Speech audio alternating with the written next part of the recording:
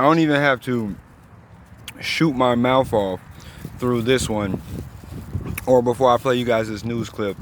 I'm just gonna play this news clip to you and show you how the sheeple of this world, or the retarded, stupid people in our world, these, after everything they done said, and we know whatever is gonna get better, or if we do this, we do that. This is an NBC story you're about to listen to. But I want you to understand, when you're listening to it, I want you to listen to it with the mind that they are actually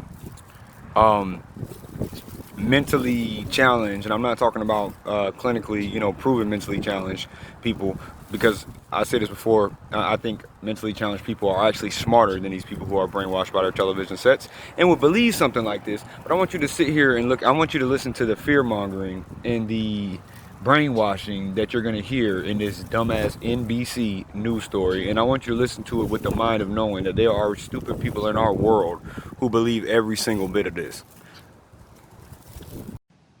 Tonight, the CDC sounding the alarm on the Delta variant and the risk even to fully vaccinated Americans. The CDC warning in internal documents the war has changed, citing evidence vaccinated people can suffer rare breakthrough infections and may spread the Delta variant as easily as the unvaccinated. Delta also believed to cause more severe illness. The pivotal discovery, a major cluster with a staggering 3 in 4 infections in vaccinated people. And what NBC News has found, at least 125,000 breakthrough infections in the U.S. What you need to know. Deadly weather across several states, a powerful EF3 tornado tearing through a car dealership and a massive mudslide. Cars trapped, over 100 evacuated. The bombshell new claims that former President Trump pressured the Justice Department to declare the 2020 election corrupt, and the major move clearing the way for congressional Democrats to get his taxes. This is NBC Nightly News with Lester Holt, reporting tonight from Tokyo. Hello from Japan as we come to the end of the first full week of the 2020 Olympic Games. Lots of news from here to report later. But our top story is unfolding in the United States, and alarming new findings just released about how easily the Delta COVID variant spreads. The war has changed, say CDC scientists who have now discovered COVID-19 spreads as easily as the common cold. And even more unsettling, that fully vaccinated people can easily transmit the virus, even among other vaccinated individuals. The findings also raising questions over whether the CDC's recently updated mask guidelines went far enough. And despite a growing number of breakthrough infections, the new data still make a strong case for vaccinations. Miguel Almaguer has the latest. As Americans face infection and hospitalization at a staggering rate, tonight new findings from the CDC say the war has changed in the battle against COVID. New data made public today likens the Delta variant spread to the chicken pox. As the virus leaps person to person, it's more contagious than the common cold. Likely triggering more severe disease than previously known, the Delta strain is also infecting the vaccinated at higher rates, as they carry similar viral loads in their nose and throat as the unvaccinated. And while they too may easily spread the virus, the inoculated are rarely hospitalized. The message is not that the vaccines aren't working. The message is not enough people are getting them. The efficacy of a vaccine that isn't given is exactly 0%. Despite the spike in cases, it's important to remember we are nowhere near last winter's surge in cases or the daily death count. Still, with the new data providing some concrete numbers on breakthrough infections, the concerning findings are why the CDC called for the vaccinated to also wear masks indoors in high-risk communities earlier this week. But scientists recommended the CDC go further, saying universal masking is essential. The Delta variant has been a game changer. I think no one expected that it would have a contagiousness index as high as this. No one would have expected that this virus could be as contagious, say, as chickenpox virus, or more contagious than smallpox virus. As Disney and Walmart add vaccination requirements for some employees, the CDC is still struggling to convince some Americans to wear a mask, much less get vaccinated. This as more are falling seriously ill every day. Love you. I love you. Brody Baker can only see his father, Daryl, through glass. On a breathing tube, he nearly lost his life because he didn't want to get vaccinated. That little boy out there is ready to have a vaccine. A family nearly torn apart when hope is just a shot away. Miguel, I have to ask, with cases trending in the wrong direction, has there been any talk of possible lockdowns? Well, Lester, the White House said there would not be a return to any lockdown, that vaccines can stop the pandemic. And on that front, there's some good news. The average number of people getting new vaccinations is up 30%. Lester? A welcome development, Miguel. Thank you. Let's get a reality check on breakthrough infections. Still a very small percentage of new cases, but spreading at a higher rate than first thought. Here's Gabe Gutierrez. The new CDC internal report not only acknowledges that so-called breakthrough infections are rising, but that they may be as transmissible as unvaccinated cases. Were you surprised that you had been vaccinated and got sick anyway? Yes, absolutely. Catherine Grego in Florida is still in isolation after testing positive about a week ago. She was vaccinated back in March. You can still contract the virus and you can still get sick, but you're not going to get as sick as you would if you hadn't. So I feel like I'm very fortunate. The CDC stopped providing public information on total breakthrough infections in late April when the tally hit 10,000. Instead, it only posted data when they led to hospitalization or death. So NBC News reached out to all 50 states. 38 responded. We found more than 125,000 fully vaccinated Americans have tested positive for COVID. According to a CDC internal document, there are now roughly 35,000 breakthrough infections per week. Keep in mind, that's a tiny percentage of the more than 160 million fully vaccinated Americans. If you are vaccinated, you have 25 times less chance of getting hospitalized or dying. In Provincetown, Massachusetts, a COVID cluster of 882 cases is linked to the Delta variant. The CDC analyzed nearly 500 of those infections. About 3/4 of them were in people who had been fully vaccinated. Just 4 were hospitalized. In Los Angeles County, during the first 2 weeks of July, fully vaccinated people made up roughly 26% of all new infections.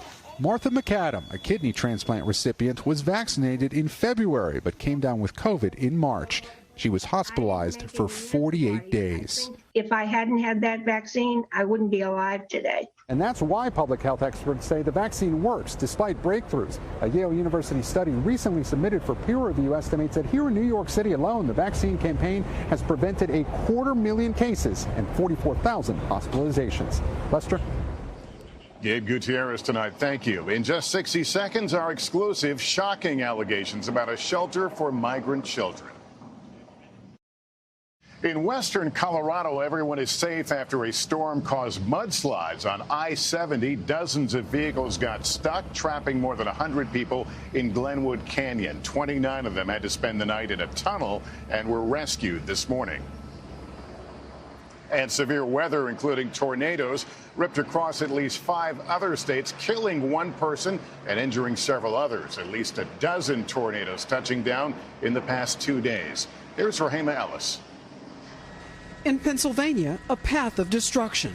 We got a major building collapse after a powerful tornado tore through areas around Philadelphia, ripping the roof off this car dealership, injuring 5. It just looked like a bomb went off. You know, I've been doing this for 34 years. I never saw that kind of devastation. Elsewhere, trees uprooted, power lines down as heavy rain pounded the area. And in New Jersey, at least 3 tornadoes barreled across the state. We lost power. And then we were just here, pop, pop, pop, pop. All our back windows were blowing out. It went on for about 3-4 minutes, and then this is what we were left with. This waterspout formed in nearby Bethany Beach, Delaware. 2 other tornadoes striking Ohio. In Virginia, damaging wind and hail. Earlier, a tornado from the same system hit Wisconsin, leaving 1 man dead. Experts say despite the summer's severe weather, it might not be related to climate change, as tornadoes typically strike as far north as Canada. Tonight, a perfect storm of violent weather. Rahima Ellis, NBC News.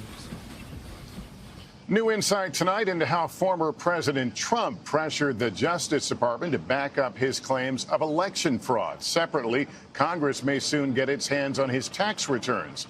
Here's Pete Williams. 2 days after Christmas, President Trump called the top 2 officials at the Justice Department who were in charge after Attorney General William Barr stepped down.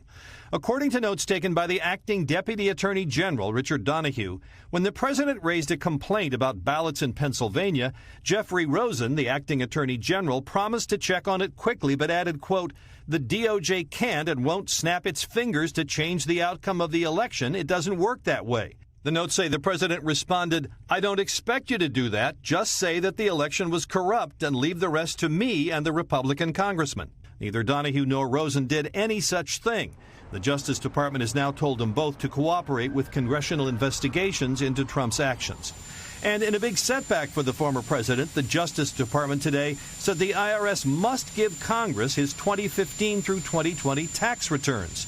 Democrats have been trying to get them for 2 years, citing a federal law that says Treasury must turn over individual returns when the tax writing committees ask, provided they're kept confidential.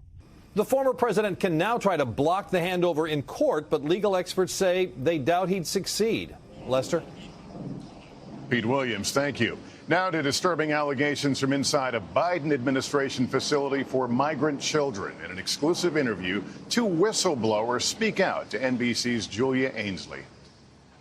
Tonight, NBC News obtaining these recent images of crowded conditions inside a facility for migrant children at Fort Bliss. And there were these tents just crowded with kids. Arthur Perlstein worked there until just last month. He told us COVID spread among hundreds of children. COVID spread very, very rapidly amongst the kids and ultimately amongst many of the staff as well. Another employee, Lauren Reinhold, telling us staff were directed to hide what was happening.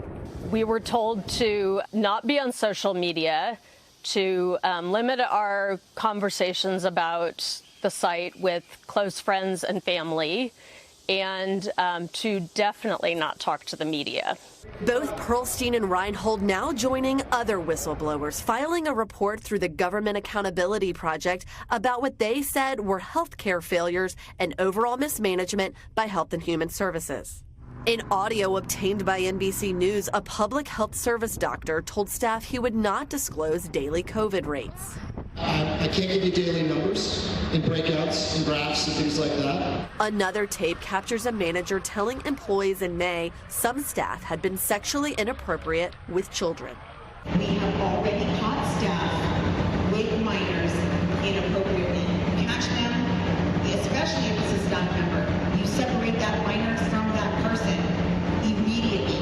Reinhold said her concerns about the children's well-being were not heard. I sent things to emails to a suggestion box. Many of us did, but we never heard back what happened. The Biden administration has scrambled to accommodate a record surge of unaccompanied migrant children and has come under fire for the treatment of children at other government facilities. The president earlier promising transparency. Thank you.